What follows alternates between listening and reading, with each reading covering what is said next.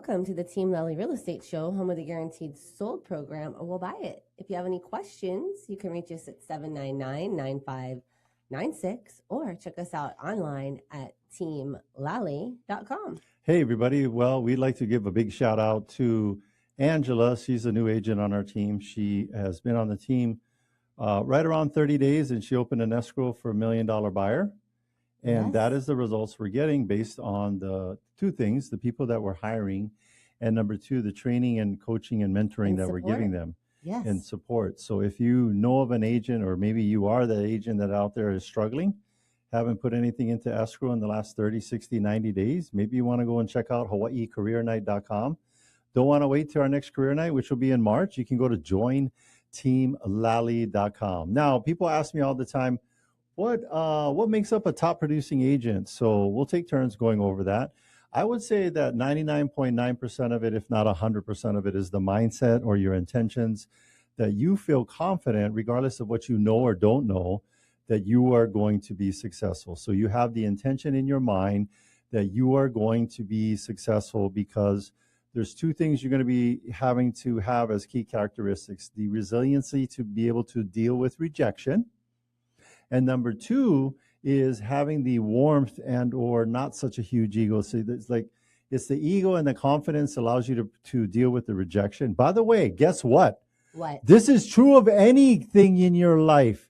Your all areas of your life do you have resiliency for the doing it and not seeing results, like working out in a relationship? A lot of times people say, well, and here's an interesting statistic this is from the dating sites. This is apps that are looking over people's shoulders at human behavior. It's something like 80%, 20% of the women, 80% of the women are attracted to only 20% of the men on these dating sites. So man, you got to step it up. Only 20% of you.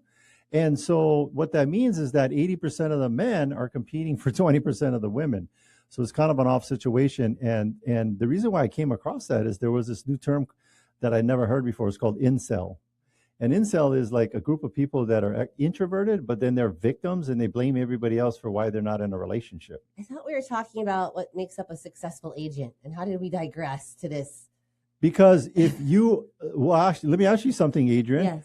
Somebody that's in a successful relationship is loving, caring, and kind. Are they going to be an exceptional salesperson in the real estate industry? Not necessarily. Yeah. If they're resilient and they are able to connect with people. Sure. Let me ask you something. If somebody has the ability to connect with someone, don't you think they're going to be in a relationship?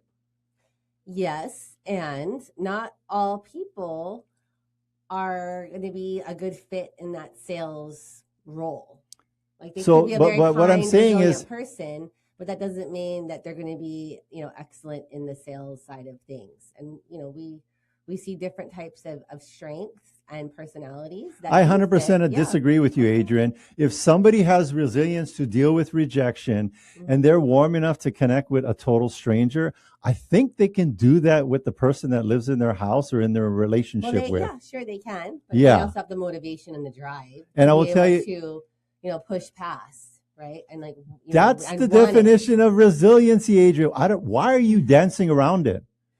Are you saying that people out there who suck at relationships, don't know how to connect with people, are going to be successful in real estate or sales or anything in that matter of fact?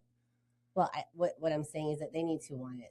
They have to want that success. That is part of resiliency. If they want success in their relationship, yes, but they have to want that success in the sales side of things. You don't think somebody going out there in a successful relationship, that person just showed up on their doorstep, didn't go out on dates and get rejected? I'm saying that if that is their intent to have an excellent relationship, then that, and they are resilient and kind, and you cannot always equal into being like an excellent. I 100% disagree, because you cannot have an intention that is, I'm going to be in a successful relationship and not be resilient. They're hand in hand. Well, then there's also what I'm saying is there's the hunger factor, and just because you have the resiliency, you have the connection, you actually have to be hungry to want to have that responsiveness. Yeah. To, people that need your help. I will tell you, speaking of myself personally, I am a resilient person. Mm-hmm. I'm in a great relationship. And that didn't come like separately, like I'm good at being in a great relationship, but I'm a terrible salesperson, or vice versa. I'm looking at all the people that for the last 20 years, and they're in decent relationships with somebody that's loving, caring, and kind, and they're knocking it out of the park. There's no way you can, and it's very short-lived and it's very fake if you go out there, be successful monetarily in a sales job, and you don't have great relationships at home. I think, and by the way, that's my definition of success. You got to have it both at work and at home. Yeah, I think you can be a great salesperson and have like a great relationship, but if you are great at your, primary relationship, that does not always equal that you're going to be an excellent salesperson. And that's what I'm trying to articulate to you, because we've had very many people on our team that are awesome people, great cultural fit. They're, great at connecting with, their close but I will tell you, friends. But they didn't have the resiliency.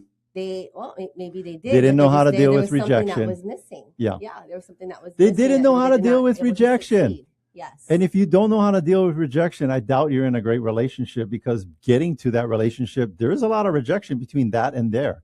Mm. So I 100% disagree with you. And this is what you get to hear on this show, folks. Adrienne and I are not going to be in agreement on things 100%. You get both sides of the different personalities. And at the end of the day, we do know, regardless of the type of personality that you have, Adrienne, are you in a great relationship? Yeah. And am I in a great relationship? Sure. And are we successful at what we do? Yes. There's your correlation. All right. So I have a quote on leadership. Yeah. Leadership is not about controlling people. It's about empowering them. Give your team the tools and freedom to excel and watch them rise. Yeah. This was from Unknown. From Unknown. Unknown is he's a super sharp person, because that person has a lot of quotes, Unknown. Yes. So it's not just about achieving results. It's about nurturing an environment where everyone feels capable and inspired to rise together. I think one of the things that we do is, I think John Sheplek said it, is that accountability is the highest form of love. Yes. Is the highest form of love. And what he means by that is not like screaming and yelling at people like a sergeant at boot camp. It's about holding people accountable to their commitments. Because if you're not listen up, folks, in any area of your life, if you're not 100% committed to the activity that's going to get you the results, you're not going to get it. Mm-hmm. You're not going to get it. And you're not going to do it by yourself. Very rare. Of anybody that's achieved? I think everyone needs a coach or a cheerleader or someone or accountability partner. You're going to have a lot higher levels of success when you have that person to report to. Yeah. It's just, if you're reporting to yourself, it only lasts so long. I think it's just when it's like, if you went to the gym and you showed up in the parking lot and you're like, I really don't want to work out. Mm-hmm. You're most likely going to just turn around and go home, or maybe even not even leave the house. But if you're meeting someone there, even if you don't want it, what is the pressure that overrules you to get your butt in that gym? It's like that social not pressure. Being that knucklehead. Yeah, and having, made that commitment. Yeah. Not looking flaky to the other person. So I tell you, this is the time of the year when everybody has New Year's resolutions, which about 80, 90% of you are not going to follow through with them past the first quarter of the year. And so if you want to flip the script on that, get a group of people to do it with you. Write it down, state it, share it. There's always this question like, should I share my goals with other people, or shouldn't I? Yes. And why should you? So you have the accountability. You say it out loud. You're going to have a higher probability of success when you say it out loud and you make a public statement about what are those goals that you're committed to. One of the things we do on our team too is when you share that goal, we say, okay, thank you so much for that goal. Your commitments. Yeah. And what are you committed on a daily action to do to get that, to achieve that goal, that commitment? And then what's the last part? And then once you achieve this goal or commitment of yours, what will your life look like? Well, there was something in between though. Something in between that though. There's what is the goal of the commitment? What daily activity are you going to do? And then you have what's your life going to look like? What's between that though? What level of accountability do you want to be held to? Yes. how high of a level? And for us, our rating scale is we use like how hot peppers are. So pepper X is something like, I don't know, something crazy like 3 million Scovilles. Hot sauce, like what is the Tabasco is like, I don't know, 1,000. So this is like crazy, like burn your face off. And then what's ketchup? Like, we're not even going there. That ketchup is like, oh, you don't need to do your goals. That's okay. That's what ketchup is. I will share something, yeah, an unusual fact. I've had 2 different tongue surgeries. Yeah. And after those tongue surgeries, ketchup was very spicy to me. Yes. So but not anymore. Yeah. I can now do ketchup. But anyway, so for levels of accountability, we ask people, what level of accountability you want to be held to?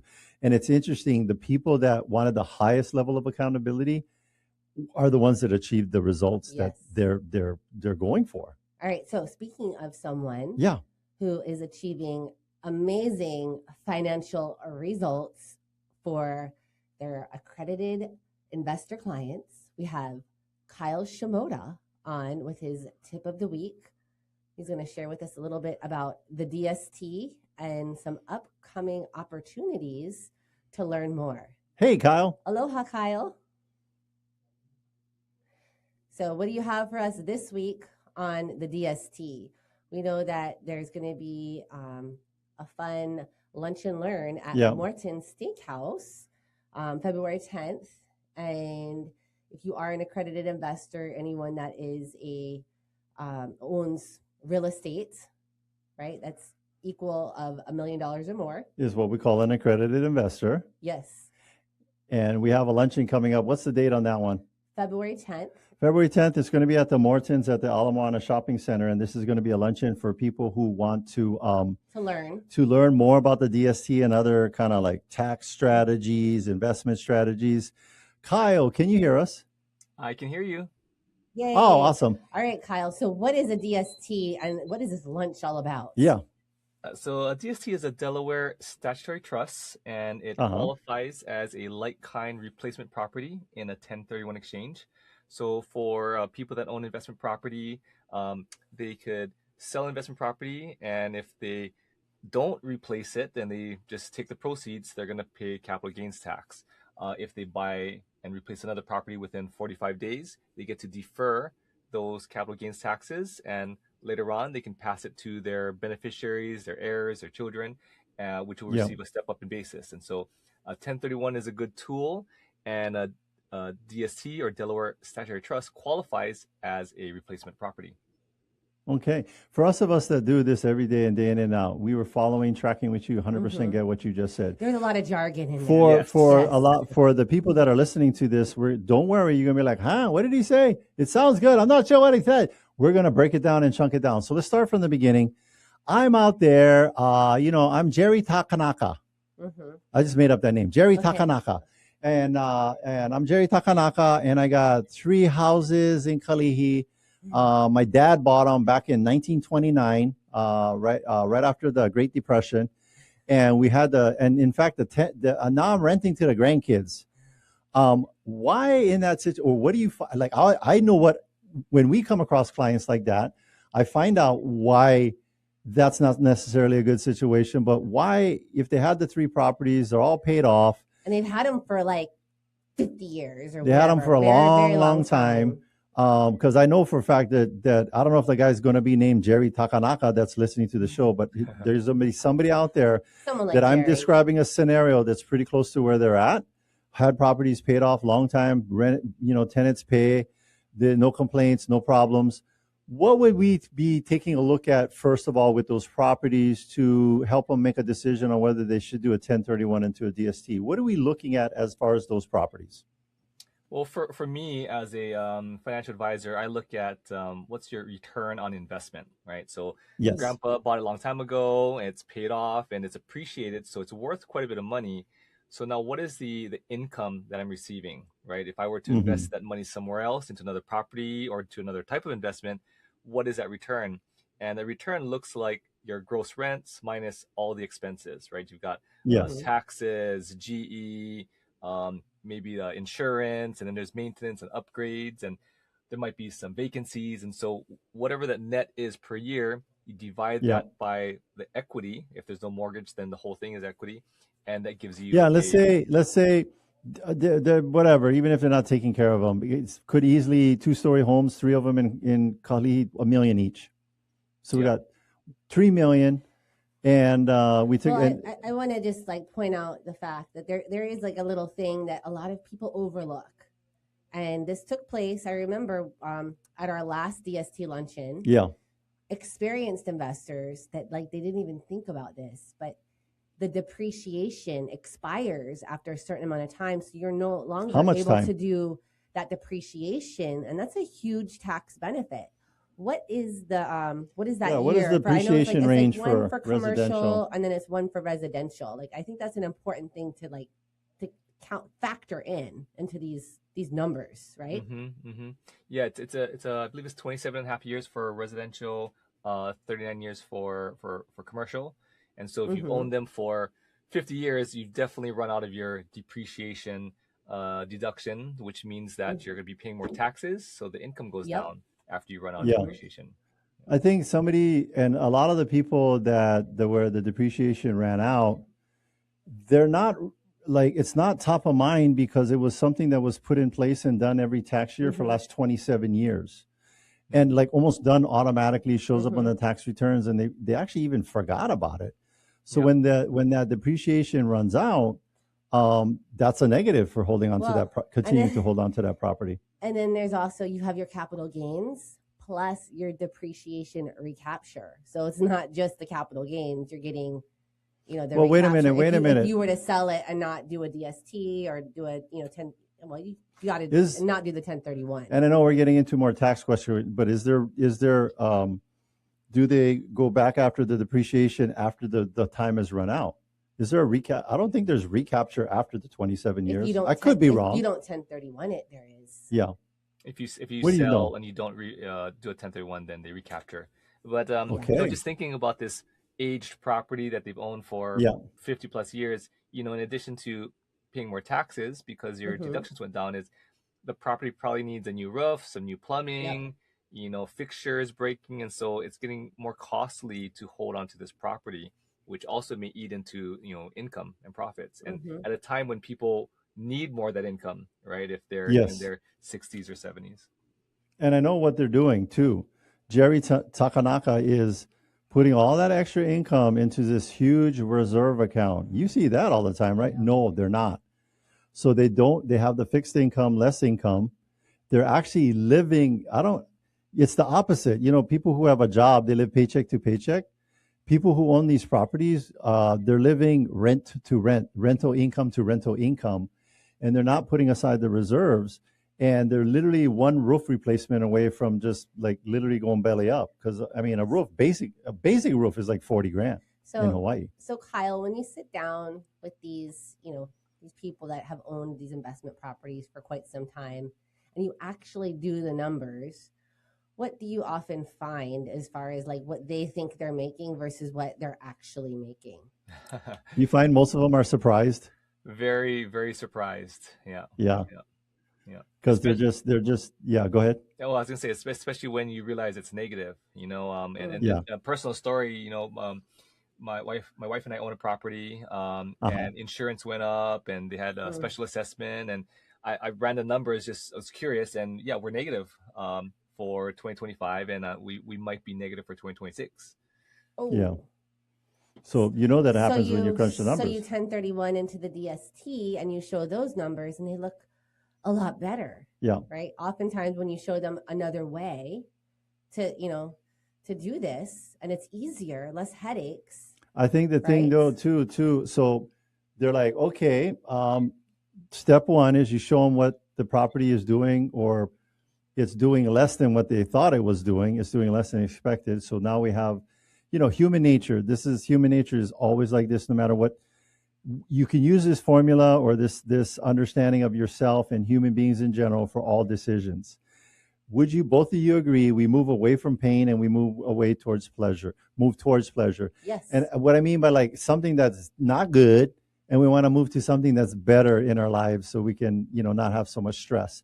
So we realize, and we crunch the numbers, and they don't even realize it, that is a not good of a situation to be holding on to that property.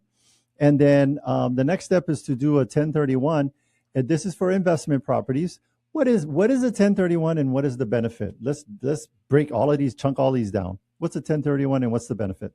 Well, yeah, in layman's terms, it's a way for people to sell investment property in exchange into another investment property. And the term, if you look this up, IRC 1031 in the IRS code, just you have to replace it with like kind, which means it's investment for investment. So people often think I have to sell a apartment and replace it with another apartment. An apartment. You can buy another apartment or a single family home, or you could upgrade into a commercial property or a DST. But you have to replace, if the goal is to defer all your capital gains, you have to replace equal or greater value, right? So oftentimes someone's not going to sell an apartment and buy a commercial building because they have to upsell. But in a DST, you're a fractional owner. So with a minimum of $100,000, you become a fractional owner in maybe $100 million property. So you own it alongside other investors. The other cool little trick that you can do is maybe you're doing your 1031 and you find a condo that's less than what you're selling, and you have the boot. You have the leftovers, as we call it. The boot, yep. You can put your leftovers in a DST, and you don't have to be taxed on your leftovers. Yep. Now, right? And that's a really great strategy to not have to pay these extra taxes. From a realtor advice standpoint, what we're going to recommend is like, hey, I'm getting ready to sell this investment property. I'm tired of all the headaches. I want to do something else. And you want to do a 1031, even if you're going into other properties, we're going to tell you, make one of the choices, 3 of them, make one of the choices a 1031. So you're not like DST. Because if the regular real estate is falling apart or whatever, you're not having to scramble and just go buy something under the gun. Make the DST one of the 3. That is the best insurance policy on your 1031 exchange. Yeah. And then what I find, and then you have it there for the boot. And then the other thing I find too is that it's like the one lady that we see every year for the dinner party. What's her name? Julie? Jennifer? We'll call her Julie. We'll call her Julie. The lady. Anyway, yes, the lady. That lady. We'll call her Judy to protect the innocent. About. Yes. But anyway, every year I see her, she's like, and I asked her about how's her DSTs doing. She says the same thing every year. I wish I had done them sooner. Yes. Because she had owned multiple properties. She had like 5 or 6 properties. She's like, man, I wish I would have met Kyle sooner. It started off as 6, and one of the things she told me is, she met me after she had completed her first exchange with the first one, and she bought another replacement property, and she said she wished she knew this prior to doing the first one. Yeah, because what she does, takes cooking classes, painting classes. She's just enjoying her life. She's enjoying her retirement. And so she's moved, again, pain, pleasure. She's moved to what she wants to enjoy. And what she's moved away from is the refrigerator broke. The toilet is backed up. Something's going on with the property, or we want to move out and we moved out at midnight and we didn't tell you. So that has been eliminated because with the DST, you're not owning the property. You're not having the headaches of property management. Right. All right, Kyle. Well, thank you so much for your tip of the week and reminding our listeners about the DST. And then if you're an accredited investor, check out teamlally.com/DST. Yeah. We've got some information there about the DST plus a invitation for a lunch and learn. Yeah. And then Kyle, wrapping it up, when and where is the luncheon? February 10th at Morton's for accredited investors. So please reach out to Adrienne and Attilio to check on that and get you on the list. Very limited seating.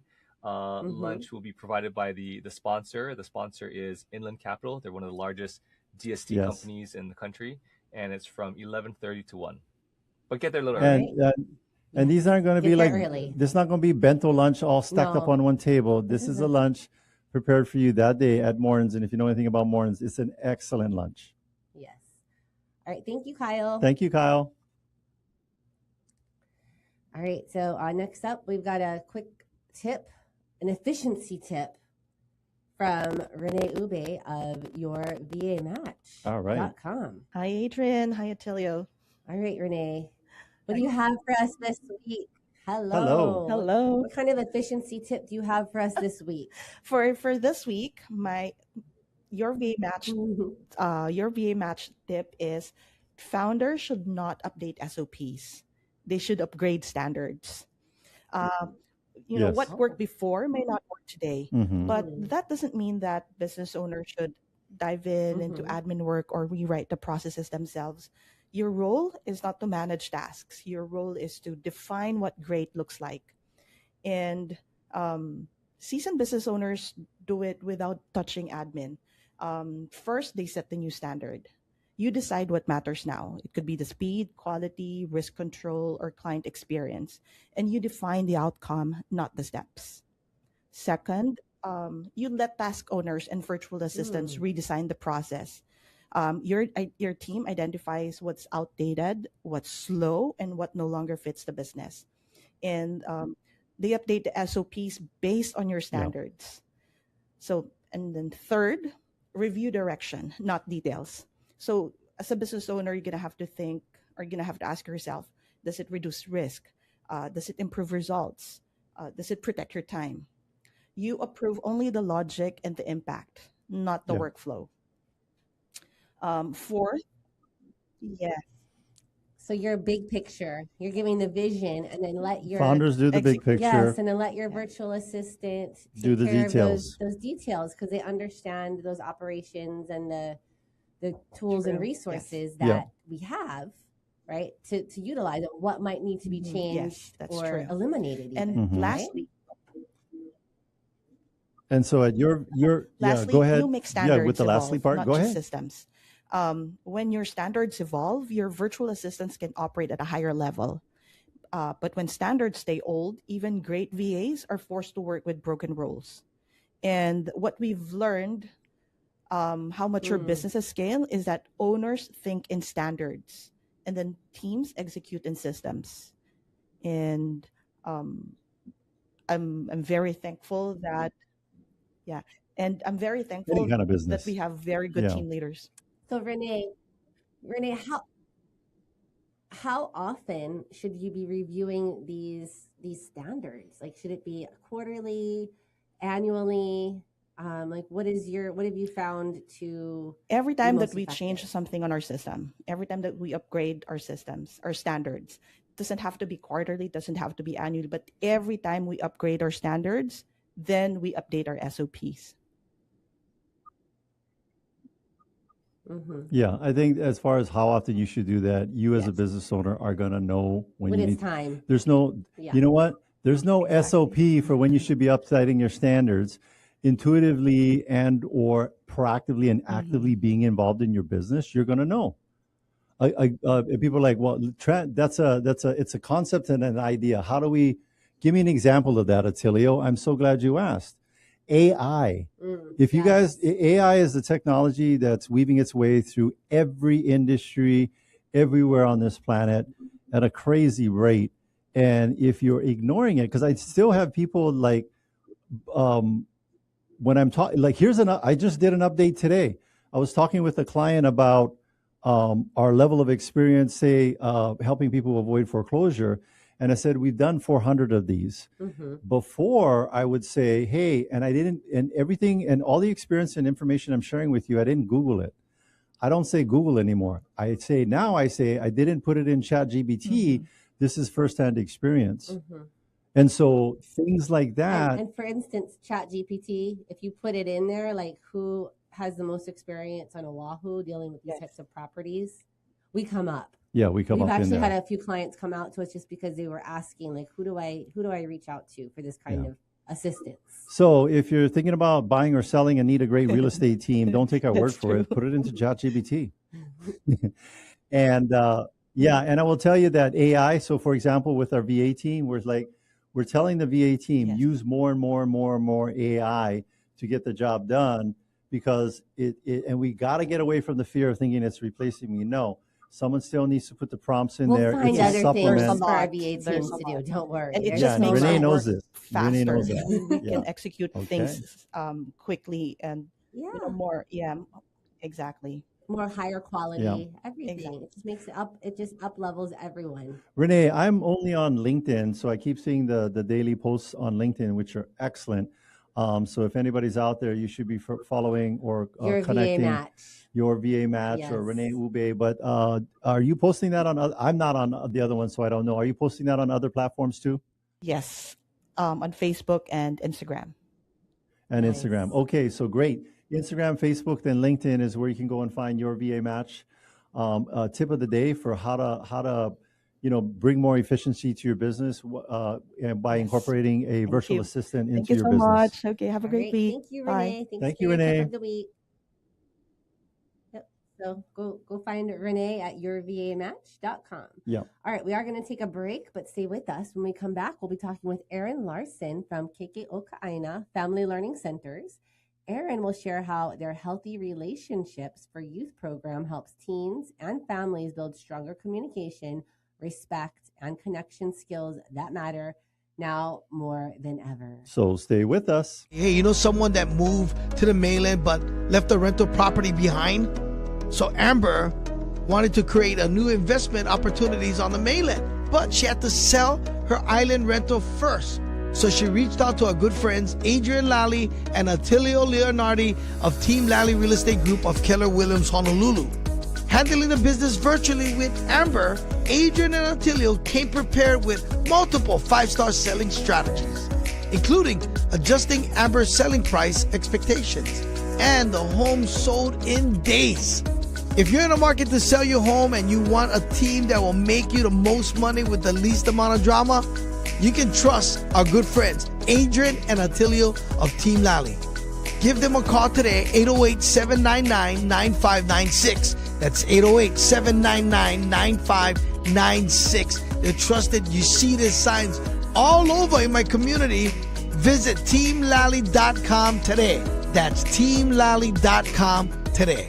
The only real estate team I trust right here in Honolulu is Adrienne Lally and Attilio Leonardi of Team Lally Real Estate Group of Keller Williams, Honolulu. Now, thanks for joining me today. What's the number one reason homes don't sell on time? Sean, sellers are in denial. They are stuck in the previous market and not pricing their homes properly. How do you solve that problem? We have a 12-step program. The first step is to have a smart pricing strategy. We follow the 10-10-0 rule. 10 showings, no offers, we have to adjust. 10 days on the market, no showings, another adjustment. For the other 11 steps, give us a call. Great update. Thank you for keeping us informed. Put the most experience and the best marketing to work for you. Call Team Lally now at 799-9596 or online at teamlally.com. That's teamlally.com. And you can start packing. In today's fast-changing real estate market, you need access to the right information to make smart choices. I invest in real estate all over the country, and I rely on smart agents who know their local market inside and out. In Honolulu, I work with Adrienne Lally and Attilio Leonardi. Adrienne, Attilio, and their team sell a home every 72 hours and have over 750 5-star reviews. Go to teamlally.com and find out in just seconds what your home is really worth. Welcome back, and thanks for listening to the Team Lally Real Estate Show, home of the Guaranteed Sold program, or we'll buy it. I'm Adrienne. And I'm Attilio. And if you have any questions, you can reach us at 799-9596 or check us out online at teamlally.com. Our guest today is a devoted husband of 26 years, father of 3 young children, young adult children, and a passionate advocate of strengthening families and communities across Hawaii. Originally from the mainland, Aaron moved to Maui in the mid-90s before settling on Oahu, where he spent decades serving others through nonprofit work, ministry, and education. Aaron has spoken and taught around the world, worked as a pastor, served as a radio personality on local station 99.5 The Fish, and has been featured speaker in churches and community settings. Today, he serves as program manager at KKO Family Learning Centers, overseeing programs in multiple correctional facilities on Oahu and leading initiatives such as the Healthy Relationships for Youth program and Healthy Marriages. Through his work, Aaron is committed to equipping youth, parents, and families with the tools they need to build healthy, respectful relationships rooted in strong values and culture. Welcome back, our guest, Aaron Larson. Hi, Aaron. Aloha, Aaron. Good. Good to see you. We got some, So we got some questions for you about your program here. Let's see here. For those who haven't heard of it before, what exactly is HPP, Healthy Relationships for Youth program at Kiki-O-Kaine, and well, again, what does thank it you guys teach? so much for having me back on. Love to see your guys' faces. Thanks again for all that you guys do for the community as well. Super appreciate everything you guys do. Sure. So HPP, Ho'ihiki Pilina, to build healthy Thank you. relationships. So we've actually been running this program for quite a long time. We just got a new grant about a year and a half ago. And the focus of this program is to help our youth ages 12 to 19 to develop the skills of how to navigate relationships in the 21st century. I've got 3 now young adult kids that have all been through this program. And as you guys probably know, the landscape of relationships for our youth today is a little bit different than it was for us when we were growing up. I think it's all the same issues and insecurities, but it's presented in such a unique way that it's difficult to navigate. So what we're trying to do is not just help the young people understand what a healthy relationship looks like, but we want them to build practical life skills, have intentionality about making healthy choices. We're talking friendships, family relationships, and of course, the always tricky navigating romantic relationships. Yeah. So, what are you seeing, Aaron, as like the biggest challenges that the youth are having these days that maybe are a little different from their parents? That's a great question. Thank you for asking that. So what we're seeing is the onset of, this is a generation Gen Z, and I think the millennials are in there as well, that they've never not known, sorry for all you English majors out there, that's a double negative, but they've never not known a life without technology. And so this generation, Gen Z, we're actually seeing an increase, I think up to like 64% in anxiety, mental health issues, and depressive disorders. And a lot of it is linked to the online presence and how they're getting and where they're getting their value from. Ironically enough, what they're also finding is 80% of Gen Z is interested, not committing to, but interested in having a lifelong committed relationship moving towards marriage, right? But they're late coming to the game. I think Hawaii, something like the marriage average for men is like 32.5, and for women it's like 28 years old. So it's a little bit, later in life. Getting later and later. Yes. And you're thinking that's because of like the technology. It's kind of delaying that whole like development. Because they're getting so much information, they don't know how to, or I shouldn't say they don't know how to filter the information. Maybe they're not filtering the information. So again, it is. It's just overwhelming. COVID, like the world has always been in chaos. It always will be in chaos. But when you have that chaos at your fingertips, it creates that uncertainty. So there's a lot of focus on, hey, I want to be okay with who I am. And there's then this distrust and disconnection to that one-on-one human interaction. So I would say, long answer to a short question, that's probably one of the biggest things that are hindering the desires of this generation to connect healthily, and that's getting in the way. So Aaron, like with the online dating apps, do you guys provide any kind of like safety guidelines or best practices? Well, some pro tips. Some pro tips. Like, how do you help them to navigate that side of things? Another great question. So, again, statistically, the generation Gen Z is actually ditching the dating apps. Now, millennials, they still have a higher percentage of actually using dating apps and trying to connect that way. But still, we're still navigating personal connections within that. So, again, we remind them what they already know. You can present yourself however you want online, right? We're always, we're putting a fake self or our quote unquote best self forward. Best self. Yeah. If I was on a dating app, I would put a picture of a catfish for my profile picture. Might be giving yourself away there, right? Yeah. And then when I show up, they're like, you look much better than one catfish. Let's go on a second date. I think we should use that strategy. Too bad I'm here. I can't use that strategy. Anyway, sorry. So what we're helping them understand through conversation and connection, not just like lecturing them, is we're asking those questions like, how much stock do you put in technology when you're meeting somebody? And it is it's very interesting because across the board, I'm making this percentage up. I didn't make the other ones up, but I'm making this one up just based on my subjective experience with hundreds of teens coming through this program and youth. I would say 90% of the youth that come through our program, 100%, they're just like, oh yeah, I don't believe anything that I see about stuff online. I'm like, okay, so does that mean that you then also are putting up false information? And they're like, oh yeah, 100%. So they know it and they admit it. Oh wow. Yes. It's like a game. Yeah. But it's them. hindering that personal connection. I remember when we came out of COVID, we were running this online class. We do it online and in person. But as we were coming out, I had handfuls of youth asking, hey, uncle, how can I step back into having face-to-face conversations? And it wasn't fear of like, oh, COVID or getting sick. It was fear of I've only now interacted for months and months and months via the internet or Zoom or texting. I've lost the confidence to present myself in a personal way. And there's a ripple effect that's happened from that. So again, what are we doing? We're having conversation. Yeah. It's like that anxiety. It's like a 100%. Social anxiety that they get from being on the Zoom or like just communicating in that way, and then having to go back in real life. Like how do I behave? Yeah. How do I connect? Yeah. And we're seeing that a lot of the social anxiety issues are very, very high. That's increasing in Gen Z.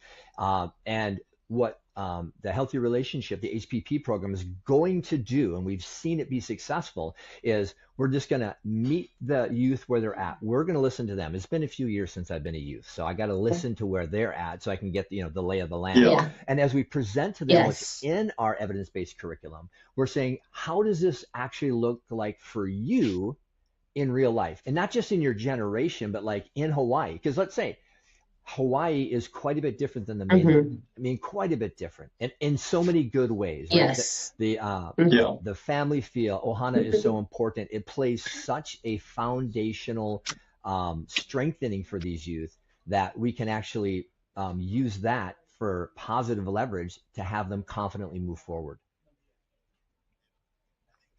Yeah, I think the OG before the internet for your profile, it's still today what high school you went to, what high school you graduated from, and that's a cultural difference that we have here versus the mainland. Though I did hear about it in New Orleans. They actually I was on some podcast. It was so weird, and because they're broken up into parishes. So if you say what high school you're from, they know what parish you're from. And then there's like this thing about the different parishes. But that was the only time in any other place but Hawaii that I'd heard that before. What high school did you graduate from? But, I want to circle back to it too, because, we had talked about it in the beginning of the show, to be great in sales and just to get any kind of goals in your life, you got to have some resiliency. And I think these kids are being sheltered from that because if most of their connections at those young ages, when, it's like, if you get into a tussle with somebody, then you ghost them or whatever. Or block them. Unfriend them. It's too easy to get out of relationships as opposed to dealing with it, which is how you learn about it at the younger ages. But the phone has shortcutted. Like, it's just taking that piece away of building that resilience. I'm telling you, man, my greatest success in sales for me is when I was in the club, when I was clubbing back in the day. And I asked a girl to dance. She's like, no. And a lot of rejection for you. And then I was like, rejection therapy. I remember one time I asked this girl, I was like, hey, I don't have much time to live. Would you dance with me? And she said, oh, my dad just passed away. I have a hard time dealing with death. But you couldn't overcome any objection. Both of us were like messing around and stuff. But I'm like, that was an excellent comeback. I say, good job. All right. I'll talk to you later. But dealing with that, did I leave the club and go home? No, because at the fourth grade, whatever, the dance, when you got to start asking people to dance, and you're like all nervous and sweating bullets. That was not my first time doing that. And for these kids these age, like at 20. And that's why Aaron said it's like they're getting married later because they're developing these skills later on in life, not early on, because of the technology and how they communicate now. right? But tell us more. Tell us more about the program, how it helps. Well, and then how can we sign up? How can we sign our children up or our teens? Like tell us more. I know our listeners are going to be very curious on how to get their teens involved. Let's tell them that and then keep talking about the program. So give me the information already. I know you guys have pulled up the website just earlier. So best way to get the most information as well as our current online cohorts and then a direct connect to us if you want to do an in-person class is hpp.koka.org. That's hpp.koka.org. It's going to have the current January listings coming up as well as February online classes. We do in-person ones as well. In fact, we have one coming up with Metro Church in February. We're going to be doing a Saturday with them. We're actually in a couple of, that's exciting. That is super exciting. I think that both of my older teens had done your online version because I think I had them doing it during COVID or like right at the tail end of COVID. So it's glad to hear that you have so that's rare. It's coming. Yes. Yeah, they get to practice. They get to practice these in person. Yeah. And then I call it when you meet in person, you got to wear pants. With Zoom, we only see from the belt up. So send a friendly reminder on the day of. Please put pants on. Okay, so tell us again. So you have some online options, maybe for people that don't are not able to drive and get there. Yeah, and then you have in person coming up in February. Yeah, so the in person in February is just for Metro Church. But hey, if you've got a friend that goes to Metro Church as part of their youth group, hey, call them up, text them, get in on it, right? And then so we're also open. I want people to know this: if you have a sports team or a club, or you're part of a halal.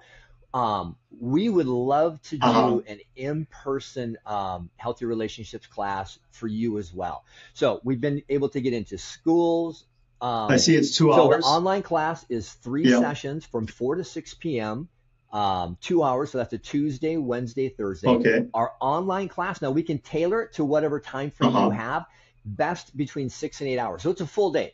Here's the thing, though. When we do the in-person stuff, we're going to provide continental breakfast, healthy snacks, and we're going to provide lunch and water for everybody as well. So we're going to come fully equipped, and this is completely free. In fact, we're paying teens, in a sense, to do this. Tell them that, because that right there, if you people will be signing up for it. Tell them what's the reward if they complete all the classes. Thank you. Successfully. Any youth ages 12 to 19 that successfully completes either an online class or the in-person class will get a $100 Amazon gift card. So we're basically, and I'm just going to be honest, we're bribing. Wow. We're bribing the youth to get in class because we know life transformation is going to happen. Now, we also want to connect with the parents. A big part of this program is our parent orientation. That usually happens the Monday prior to whenever the class starts. And so we understand that, hey, we're just walking with your teens for like 6 to 8 hours. You guys are stewarding these lives and raising them up. So we want to make sure that we don't have all the answers. We're not therapists. We're not doctors. We're not counselors. What we're here to do is to meet your youth where they're at, to be able to have a conversation, listen, bring them to what the curriculum is actually giving them for tools, and then making sure that the parents know or the caregivers know we're there to support. In fact, we give them information, the parents and caregivers, on what their youth are going to go through. And we actually give them 12 specific questions that they can ask based on every single one of the lessons. So they can start a conversation if their youth is maybe not wanting to open up about what they're learning, right? So we can kind of open that door a little bit, deepen some of those conversations. So, but to summarize, to summarize that, we have online, we consistently do 2 online classes a month. We are open for in-person classes. All the information, hpp.koka.org, is going to give you the upcoming classes. That has the registration link, frequently asked questions, our contact information as well. You know, what we're going to do is on teamlally.com, we're going to add you guys to the resource tab, because I think this is where we're seeing any quick nuggets. I mean, I can give people quick nuggets because, you know, whether it's in sales or in a relationship, it's all the same type of soft skills that we're using, right? It's not different to talk to about somebody about helping them buy or sell a home as it is to like getting to know someone and create a connection. We're connecting with our clients If you're not connected with their clients, they're not going to want to do business with us. And learning how to ask good questions and be a good listener, using the active listening skills. Well, here's my 2 suggestions. All my kids have done this, and I have bribed them to read this book. Mm-hmm. I've bribed all 3 of them to read this book. It's a classic soft skill book from way back in the 30s and 40s. Would you know what that book would be if you had a guess? Influence people. From way back in the day. I just read that. That's it. Yeah. People who are in the people skill business, whenever I ask that question, that book always comes up in the way that I describe it. And then they updated it. It's how to win friends and influence people in the digital age. Yes. Because email and text messages and social media didn't belong there. But quick hit things, nuggets that you can teach your kids, do it yourself. To be interesting, be interested.